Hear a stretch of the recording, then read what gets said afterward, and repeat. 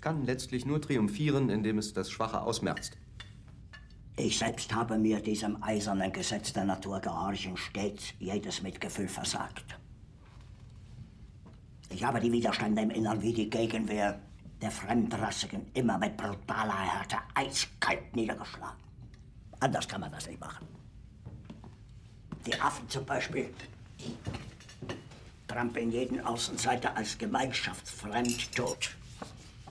Was für die Affen gilt, muss doch in erhöhtem Maße für den Menschen gelten.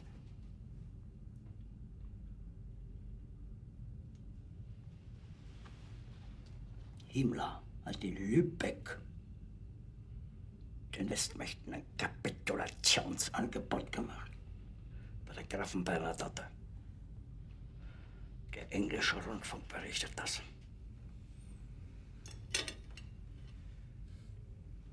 Himmler.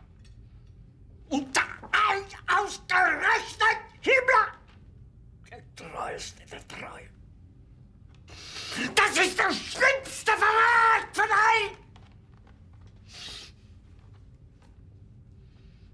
Göring, ja. Der war korrupt, immer schon. Speer, ja. Ein wildfremder, unberechenbarer Künstler. All die anderen, ja. Aber Himmler, ja, ist er denn wahnsinnig geworden? Um sich zu autorisieren, behauptet er, ich wäre krank. Ja, vielleicht schon tot.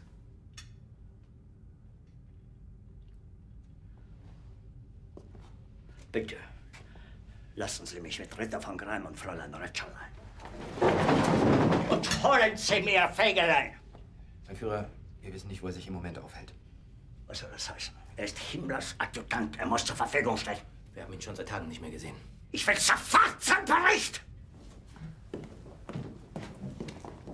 Sie bleiben, Doktor, bitte.